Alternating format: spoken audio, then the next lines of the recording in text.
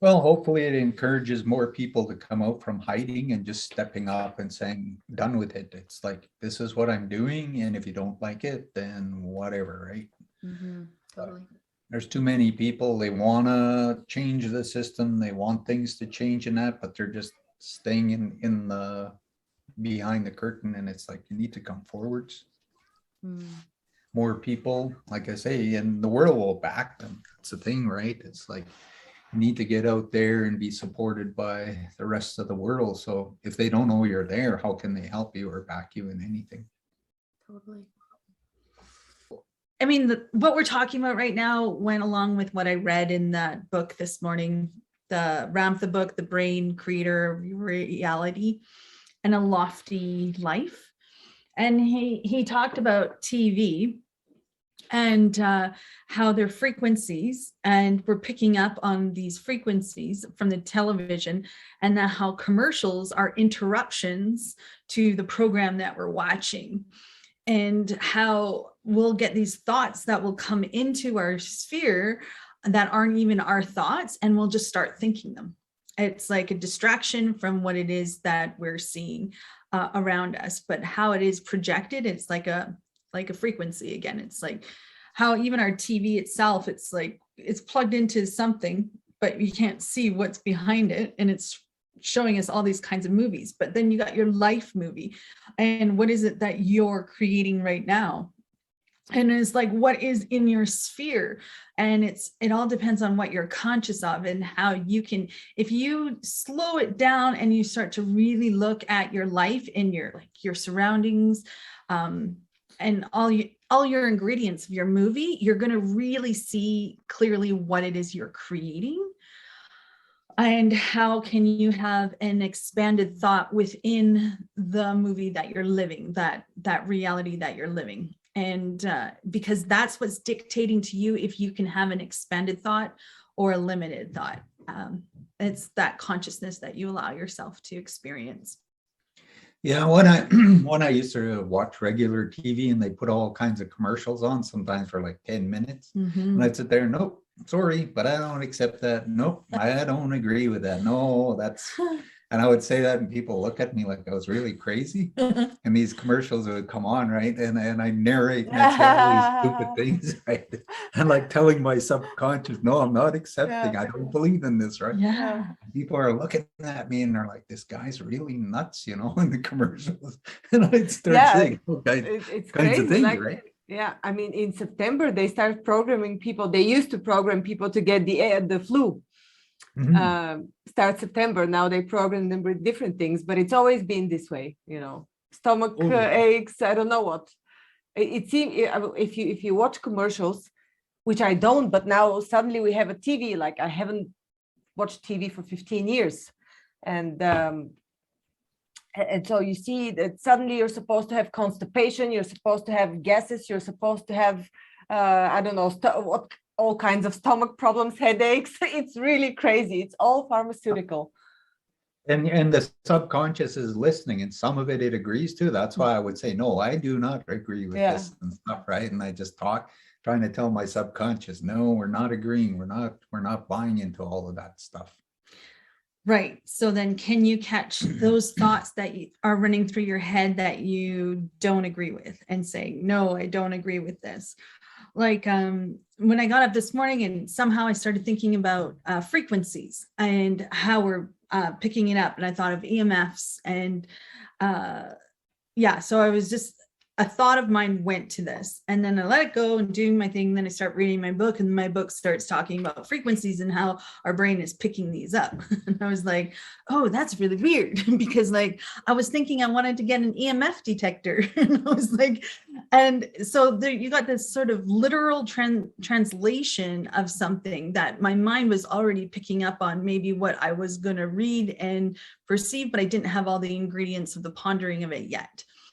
And so the very 3D part of me says, I want to get an EMF detector so that I can measure these things just to have this awareness. So this is something I'm telling myself that it's I want or I need or something like that.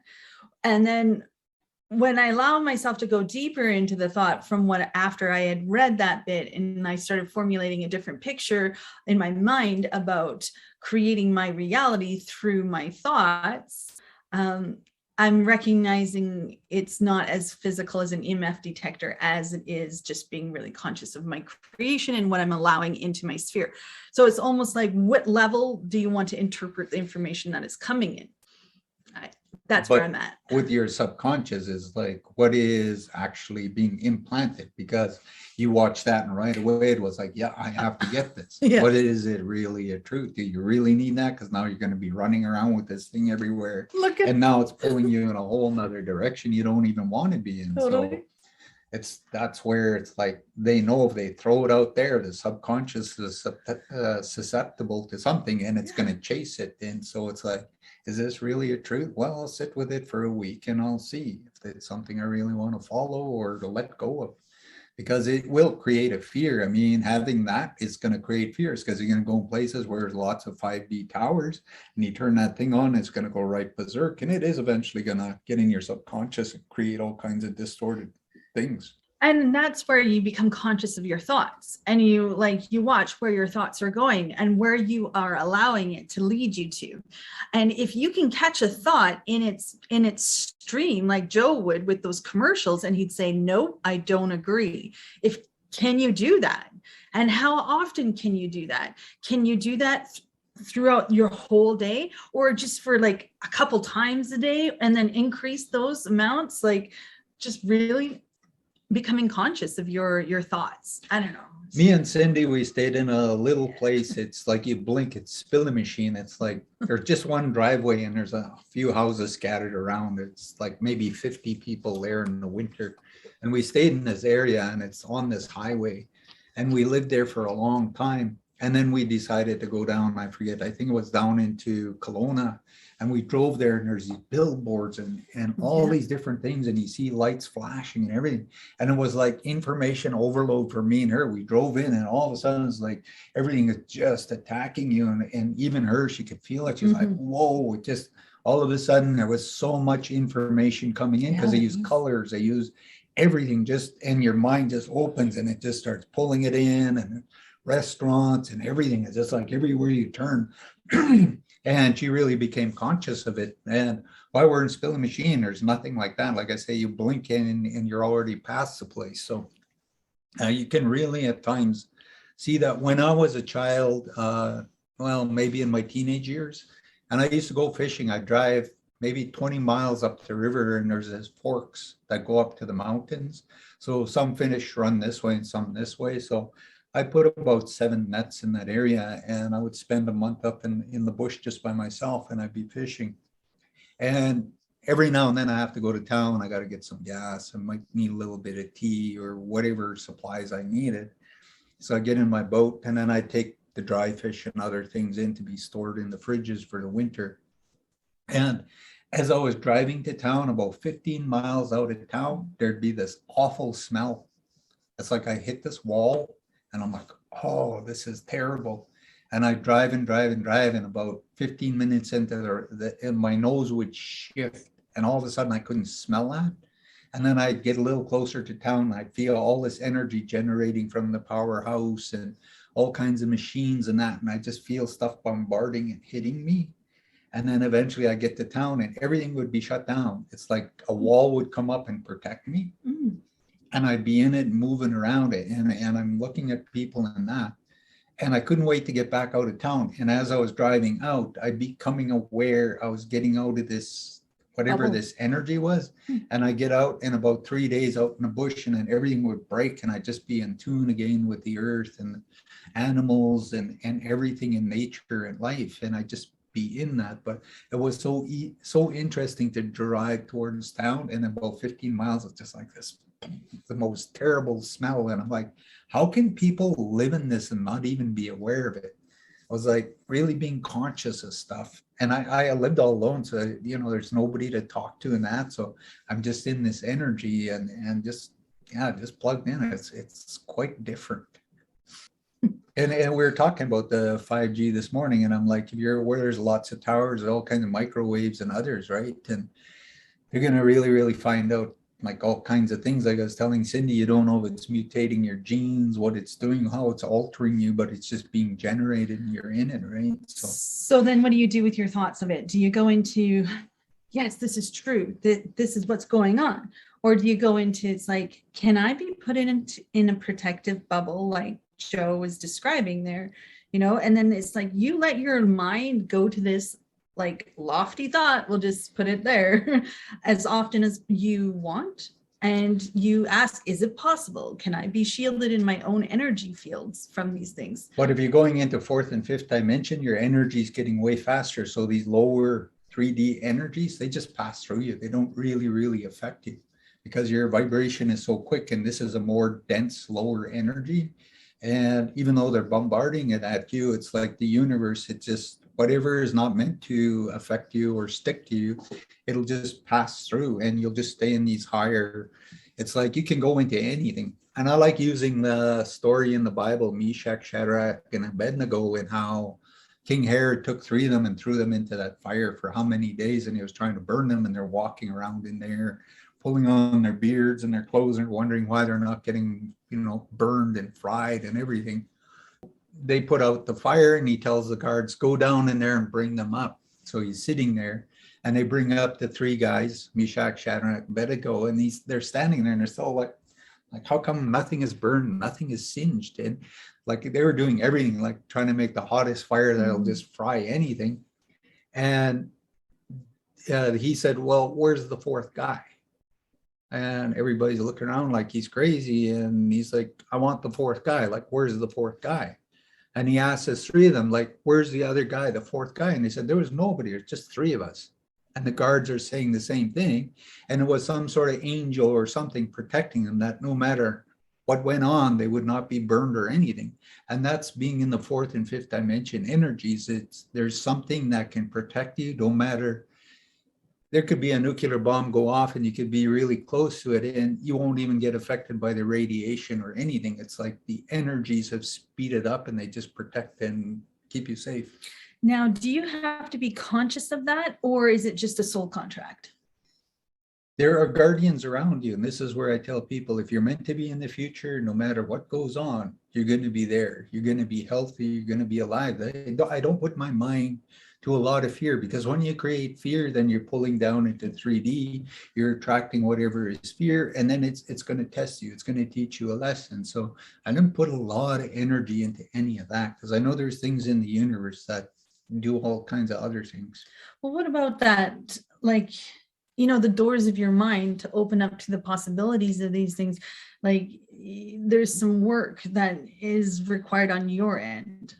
But if you're inviting your future and you desire to be in the future, this energy will come in. It will protect you. It knows everything. There's nothing on this earth it doesn't know, and it knows how to, because it's all energy.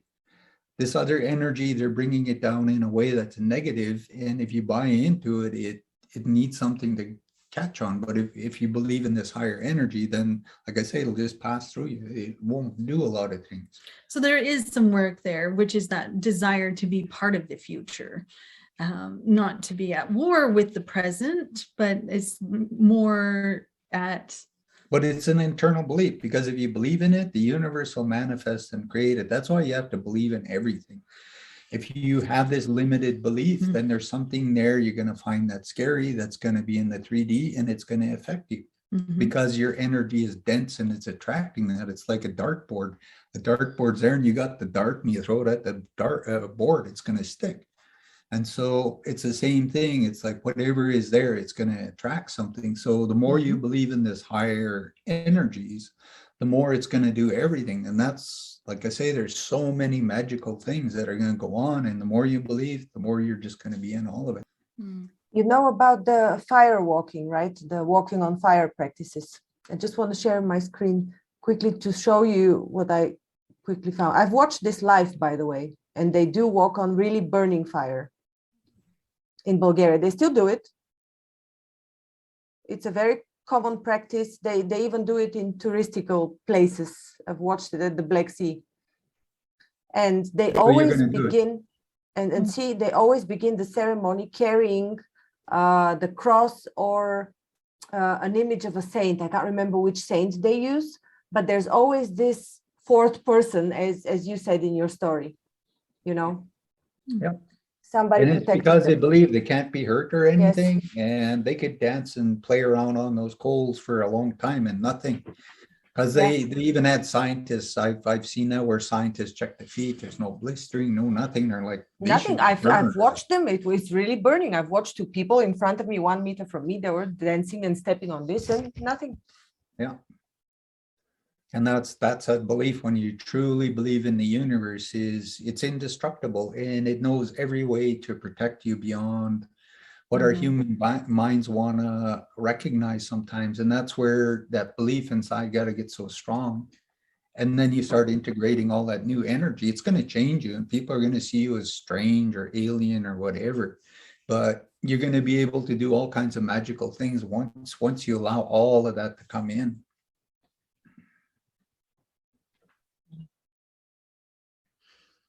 Cool. And I just suggest to look around at what's going on around you in your world, because that's where your opportunity is for yourself to kind of overcome some kind of limit that you may have had, like an old belief system. There's hints and clues all around us. It's not just like, oh, I'll understand it in August. It's like, it can be right now. You can start. So what is my clue? It's like, be the mystery, the detective of your own life. Yeah. Mercedes, there was something more you wanted to say? Yeah, I was going to say, like, I feel like our tinfoil hats are going to start looking pretty normal these days. Totally. It's like me. I've seen so many things with elders. Like, you go to this ceremony and somebody comes along and this person, the doctor says, this and that. And next thing, a year later, you see this person and they're just smiling and walking around. And they came and saw this elder, and the elder prayed and did things. And the elder the angels say, well, this. And a year later, you see this person, absolutely nothing wrong. And the doctors don't know how it happened or why it happened, but the person believed, they knew, they went to this person, and for some reason it just changed and altered everything. And the doctors had written the person off. It's like, in 3 weeks or something, you won't be around. So you better go out there and find something. And I've seen it lots over my lifetime where lots of things have happened. And I don't have the answers. I don't understand. All I know is I'm in awe of it, and it's beyond my human comprehension, and it's very magical. I've seen some elders go into altered trances for long periods of time, and stuff just goes through them and everything. And they just do whatever it is. Then it's over. They just go on about their lives. And a lot of them don't even know. They're like, I don't know who came to me. I don't know what went on. I don't know what they said, because they allow the universe to come in and do everything, and they just step aside for a while, and they just know it's really good. Then they step back in and they go on about everything. And like I say, there was many magical people that showed up in my life, and I just thought they were the most beautiful people.